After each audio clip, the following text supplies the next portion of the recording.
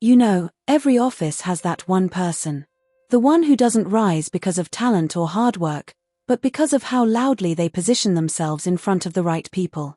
Maybe you've seen it too, the person who's always hovering near the boss, quick to agree, quick to flatter, quick to grab the spotlight. In my office, that person was Tom. And let me tell you, Tom wasn't just another colleague. No. He was the boss's favorite. The man who somehow managed to appear everywhere, insert himself into everything, and make himself look indispensable. If there was a meeting, Tom was there.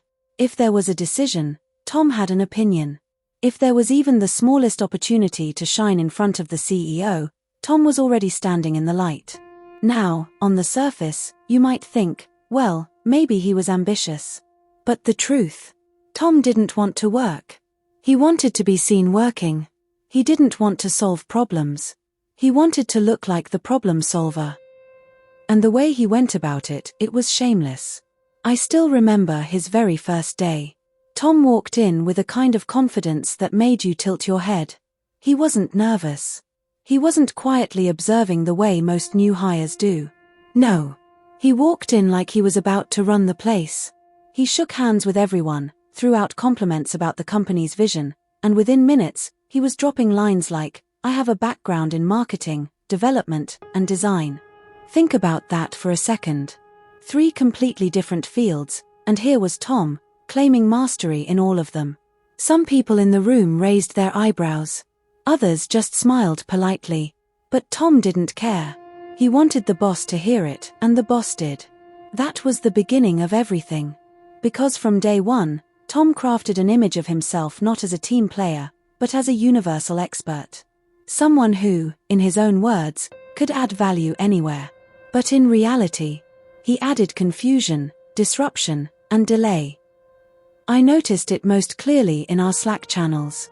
See, most of us used Slack to collaborate, to ask each other questions, to move projects forward. But not Tom. No. Tom used Slack as his personal stage. Whenever someone asked a question, his reply was almost predictable. Is this for the boss? Should I loop him in? It didn't matter what the question was.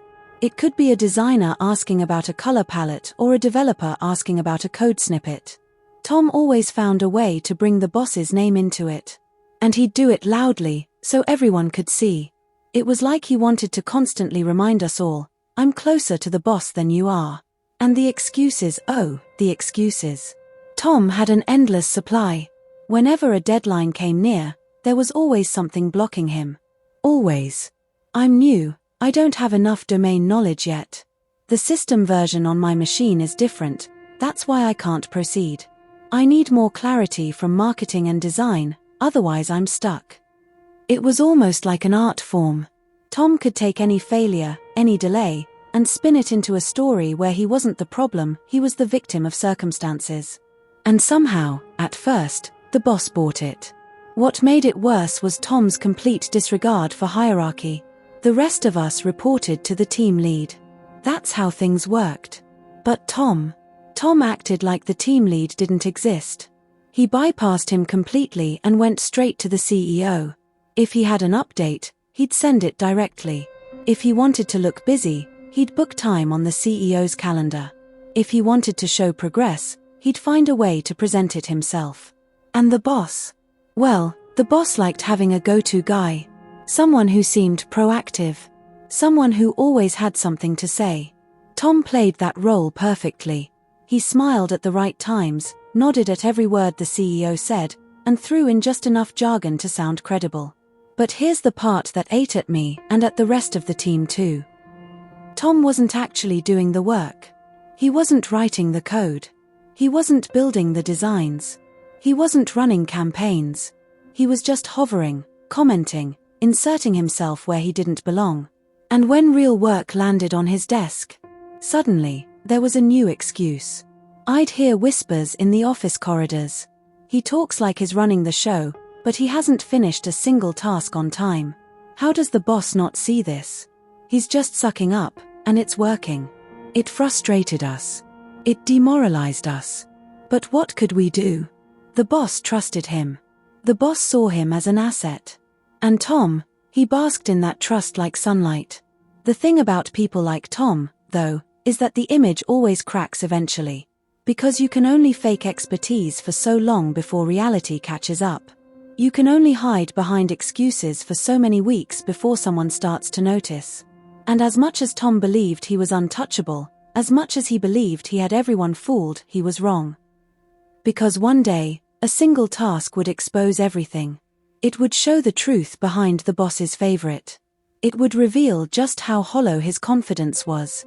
And when that day came, Tom's entire act, months of flattery, excuses, and self-promotion, would collapse in front of everyone.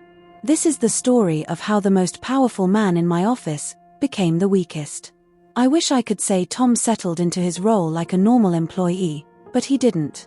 Instead, he expanded his reach, like a vine crawling into every corner of the office.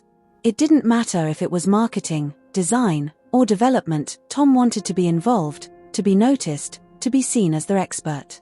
You see, most of us knew our boundaries. Developers focused on code. Designers focused on visuals. Marketing folks focused on campaigns. That's how teamwork works. But Tom believed boundaries didn't apply to him. He believed he was bigger than his job description. And that belief made him dangerous. In marketing meetings, he'd lean back in his chair, tap his pen against the table, and say things like, "What you really need is a multi-channel funnel strategy." That's how I handled things in my last company. No one had asked him. He wasn't even part of the campaign.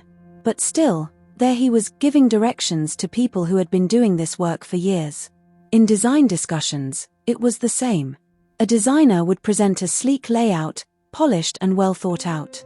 And Tom would interrupt. "I think the typography needs to follow modern minimalism principles. Trust me, I've worked with designers before. Worked with designers. Not as a designer." But that didn't stop him from pretending. And in development, where he had no real knowledge, Tom was even worse.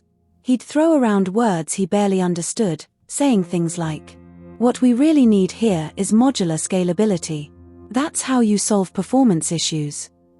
The engineers would glance at each other, silently questioning, what is he even talking about?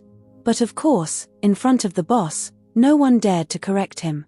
What frustrated me the most wasn't just that Tom inserted himself into every conversation, it was the way he carried himself when he did it. He didn't ask. He didn't suggest. He declared. As if his words were final, as if his voice carried more authority than the people actually responsible. And somehow, he always made it look like he was saving the day. Now, you might think the team lead could step in and stop this. After all, that's what a leader does, right? But Tom had a weapon the team lead didn't: direct access to the CEO. Most of us followed protocol. We reported updates to the lead, who filtered them up. But Tom, he skipped the middle. He'd craft long Slack messages or even book time directly with the boss.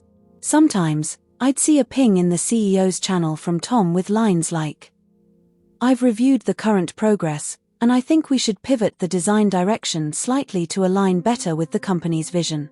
As if he was the one steering the ship. And the boss? For a while, he loved it. Who wouldn't like having someone who always agreed, always looked proactive, always made it seem like they were solving problems? Meanwhile, the rest of us were stuck dealing with the fallout. Because while Tom was busy pretending to lead, the real work slowed down. Decisions got muddled. The team lead was ignored. And we were left cleaning up after Tom's expert advice. I'll never forget one particular Slack exchange. A developer posted about a bug in our system, something technical, something specific. Before anyone could reply, Tom jumped in. "This sounds like a system architecture issue. I'll explain it directly to the boss so he knows."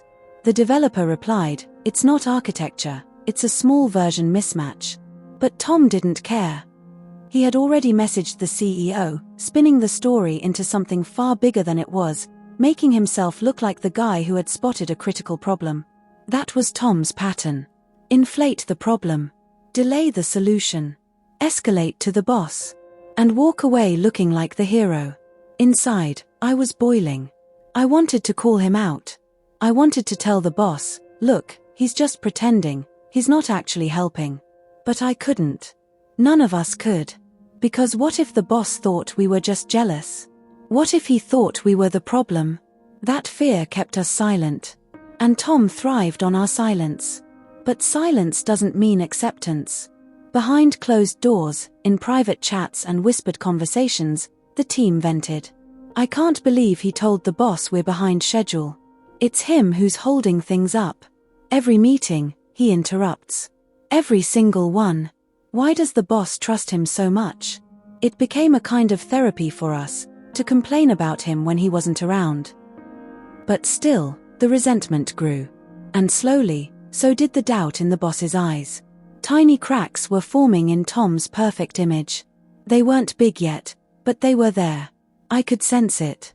The boss would ask for updates, and instead of looking only at Tom, his eyes would drift to the rest of us. Almost like he was searching for confirmation. Almost like he was beginning to wonder if Tom was really the expert he claimed to be. But Tom, oh Tom, he didn't notice the cracks. Or maybe he did, but he thought he could cover them with more charm, more flattery, more expert advice. He kept climbing higher, louder, more visible. And that was his mistake. Because the higher you climb on words alone, the harder you crash when action is finally required. And very soon, Tom was about to face a task he couldn't spin, couldn't excuse, and couldn't escape. There's a saying in every office, talk can only take you so far. At some point, the deadlines arrive, the numbers speak, and the truth comes out. For months, Tom had lived in the shadows of words. He survived by spinning stories, flattering the boss, and making himself look like the brightest star in the room. But no star can shine forever if it's made of smoke. Eventually, the fire dies. And Tom's fire was about to face its biggest test. It happened on a Tuesday morning. Ordinary, at first. The kind of day where the office buzzed quietly with the usual chaos, emails piling in, keyboards clattering, the faint smell of burnt coffee drifting through the air. But then the boss walked in, holding a folder in his hand, and everything changed. He gathered us around for a quick huddle. His face was serious, his voice steady. We've just landed a high-priority client project, he said. It's a huge opportunity. If we pull this off, it could open doors for us. My stomach tightened. High priority meant sleepless nights, pressure, and no room for mistakes. But it also meant recognition. Whoever led this project would get credit. And that's when it happened. The boss's eyes shifted to Tom. Tom, he said, you'll be leading this one. I trust you can handle it. There it was. The moment Tom had been waiting for. The golden chance. No more side comments, no more pretending. This was real responsibility. Tom's chest puffed out. He gave a confident nod, almost rehearsed. Of course. Leave it to me. I remember standing there, heart pounding. A mix of emotions washed over me: anger, because I knew he didn't deserve it, fear, because if he failed, the whole team might take the fall, and strangely, hope. Yes, hope. Because deep inside, I knew this was it. This was the task that would finally reveal him. The project was simple in description but complex in execution. A client needed a fully customized dashboard system, data integration, design, analytics, all within 6 weeks. It wasn't impossible, but it required coordination, technical knowledge, and genuine leadership. Exactly the qualities Tom didn't have. At first, he played the part perfectly. In the kickoff meeting, he spoke with confidence. We'll take a modular approach. Break the work into phases. I'll personally oversee each part. The client nodded. The boss smiled proudly. And the team? We stayed quiet. We knew what was coming. The first week was chaos. Tom set up endless meetings but gave no clear direction. He loved talking about strategy but never answered specific questions. When developers asked, which API should we use, he'd say, let's not get bogged down by details right now. Focus on the big picture. When designers asked about layout, he'd reply, just make it modern. You know, sleek. I'll polish it later. Polish it later. Those 3 words became a joke among us. Because Tom never polished anything. He just postponed decisions until someone else made them for him. By the second week, cracks were obvious. The team was confused, deadlines were slipping, and stress was building. I could feel the frustration in every whispered conversation, every side glance in meetings. But Tom, he kept smiling, kept assuring the boss, everything's on track. And the boss believed him. For a while. But then came the weekly progress review. The client wanted to see a demo. Something tangible. Tom stood at the front of the room, laptop open, slides prepared. He started with his usual charm. We've made significant progress. The architecture is solid, the design is shaping up beautifully, and we're ahead of schedule. He clicked to the demo screen. And then, nothing. The dashboard was incomplete. Half-built. Buttons didn't work. Data didn't load. It was like showing a house with no walls, just a shaky frame. Silence filled the room. The client frowned. The boss leaned forward, brows knitting. And Tom, for the first time, his voice trembled. There seems to be a technical glitch. I'll have my team fix it right away. But the glitch wasn't a glitch. It was the truth. He hadn't led. He hadn't guided. He hadn't done the work. After the meeting, the tension was thick enough to choke on. The boss called Tom into his office. The door shut.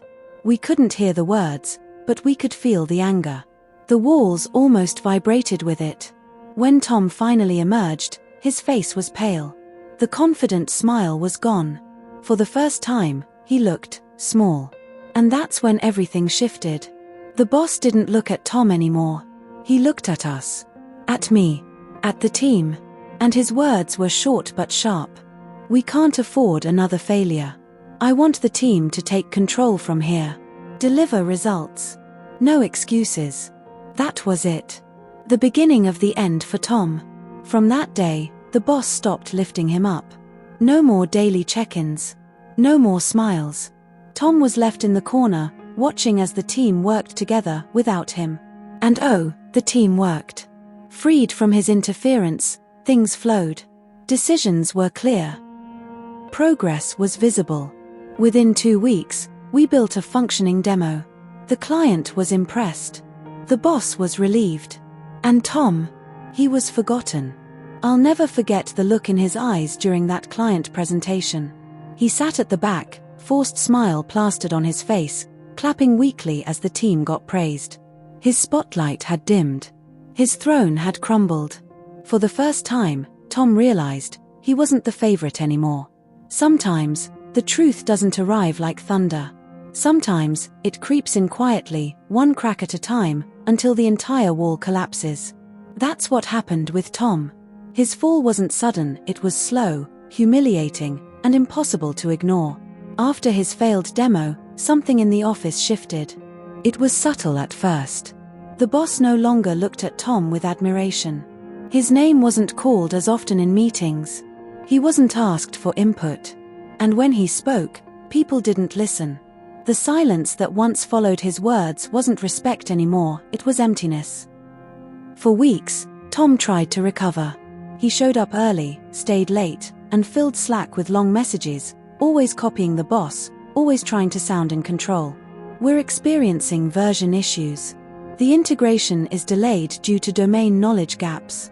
I'm coordinating with multiple teams, but they're overloaded. Excuses. Just endless excuses. We all saw through them. And more importantly, so did the boss. One day, during a tense leadership meeting, our team lead finally spoke up. His voice was calm but firm. With all respect, this project is dragging because of unclear direction. The team is stuck in circles. But we do have someone who can fix it. Tom is overloaded. Let's assign the next phase to Alex, our junior. He has free capacity and he's sharp. He can get it done. The boss paused.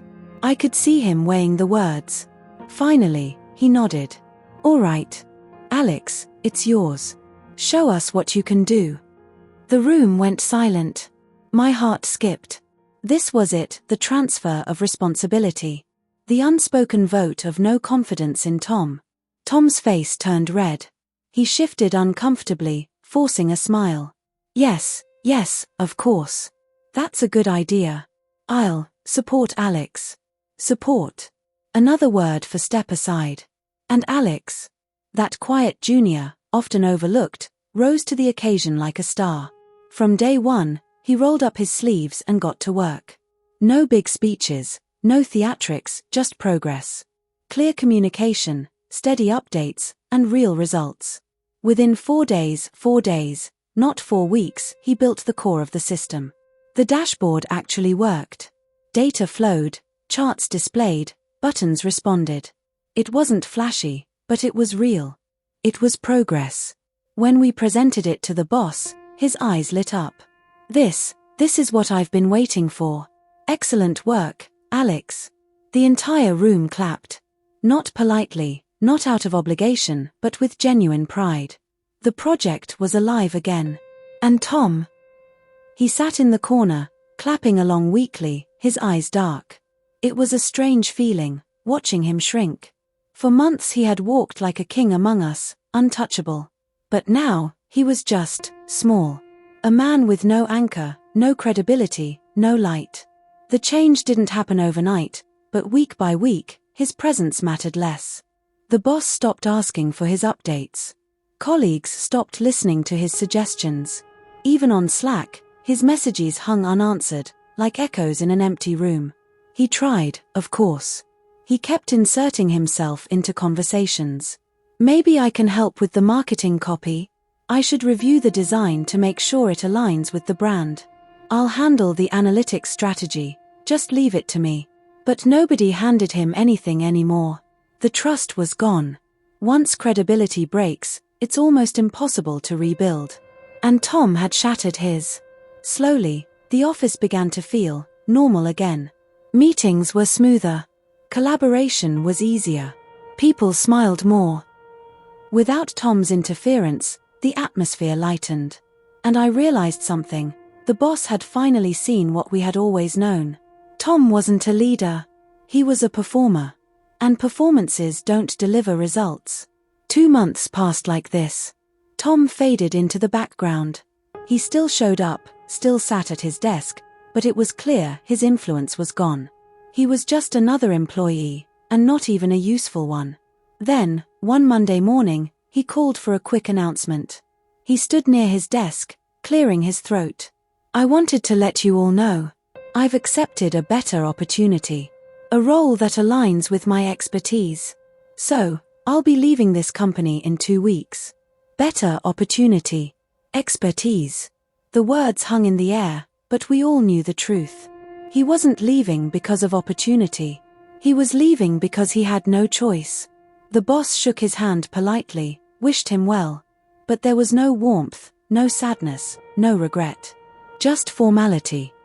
And when his last day finally came, he walked out of the building quietly. No applause. No farewell speech. Just silence. As the door closed behind him, I looked around the office. The energy was brighter. The tension was gone. And for the first time in months, I felt a deep, satisfying calm. Tom, the boss's favorite, the so-called expert, the man who lived on excuses, was gone. And in his absence, the rest of us finally had space to grow. They say every workplace has its politics. Some people rise by doing the work, others rise by pretending they already know it all. But the truth always catches up. And in our office, Tom was proof of that. When he walked out of the building for the last time, there wasn't anger in me. There wasn't even relief. There was just understanding. Because I finally saw what his story really was. For months, Tom lived behind a mask. The mask of confidence, of expertise, of being the boss's favorite. And I'll admit it worked, for a while. He fooled the CEO, intimidated the team, and controlled the spotlight. But masks are heavy. You can't wear one forever. The cracks started with small things, missed deadlines, vague excuses, fake authority. And the mask shattered when the truth came knocking. Real work, real deadlines, real accountability. In that moment, his world collapsed. And all of us saw who he really was. Not a leader, not an expert, but a man afraid of being ordinary. You might be thinking, why does this story matter? It's just one colleague, one office drama, right? But it's more than that. Because maybe you've had a Tom in your workplace too. Someone who talks louder than they work. Someone who charms the boss while draining the team. Someone who survives on excuses, not effort. And maybe you've wondered, will they ever be exposed? Will the truth ever catch up? The answer is yes. It might take weeks, months, even years, but the truth has a way of breaking through. And when it does, it doesn't just free the team, it frees you too. What I'll never forget about this story isn't just Tom's downfall. It's Alex's rise. Because Alex showed the opposite of Tom's behavior. He didn't brag. He didn't act like an expert. He didn't fight for the spotlight. He just did the work. Quietly, steadily, patiently. And in the end, that's what changed everything. The junior, the one nobody paid attention to, became the hero. The boss saw it. The team saw it. And the client saw it. It reminded me that credibility doesn't come from words. It comes from results. When Tom resigned, he dressed it up with fancy words. "I've found a better role. A bigger opportunity. Something aligned with my expertise." But we knew the truth. He wasn't leaving for something better. He was running from something he couldn't fix, his broken credibility. And that's the saddest part of all. Because if he had just dropped the act, if he had been humble enough to learn, he might have truly grown here. He might have become the expert he pretended to be. But arrogance doesn't allow growth. And so he left, empty-handed. So what did I learn? I learned that offices don't reward noise forever. They reward results. I learned that being the boss's favorite might get you ahead for a season, but it won't keep you there if you can't deliver. And I learned that the quiet workers, the ones often overlooked, are sometimes the ones who change everything. Tom taught me, without meaning to, that you can only play politics for so long. Eventually, work speaks louder than words. And that's why I share stories like this here, because these aren't just office dramas. They're life lessons. Lessons about pride, patience, betrayal, and truth. If this story resonated with you, if you've ever worked with a Tom, or survived one, then you'll love the other real-life betrayal and redemption stories we share on this channel. This is AI Neurobeat, where stories aren't just told, they're lived. Where you don't just hear betrayal, you feel it. And where every story leaves you thinking about your own life in a new way. So if you're still with me, don't forget, subscribe to AI Neurobeat, hit the bell icon, and join our community of people who love raw, real storytelling. Because trust me, you don't want to miss what's coming next. Looking back now, I realize Tom's story was never just about him. It was about us, all of us in that office, learning what really matters. And maybe it's about you too. Maybe you're Alex, quietly doing the work and waiting for your chance. Maybe you're surrounded by Toms, wondering if the truth will ever catch up. Or maybe, if you're honest, you see a little of Tom in yourself, the desire to be noticed, to be admired, without putting in the grind. Wherever you are, remember this: the spotlight doesn't define you. Your work does.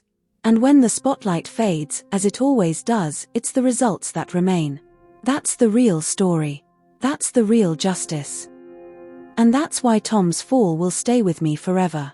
Before you go, let me ask you something. White right pointing backhand index, have you ever had a Tom in your workplace? Someone who lived off charm but failed at the real work? Tell me your story in the comments. I read every single one, and who knows, your experience might even inspire the next episode on this channel. Until then, this was AI Neurobeat, real stories, raw emotions, unforgettable lessons. Stay strong. Stay patient. And never let someone else's noise drown out your quiet truth.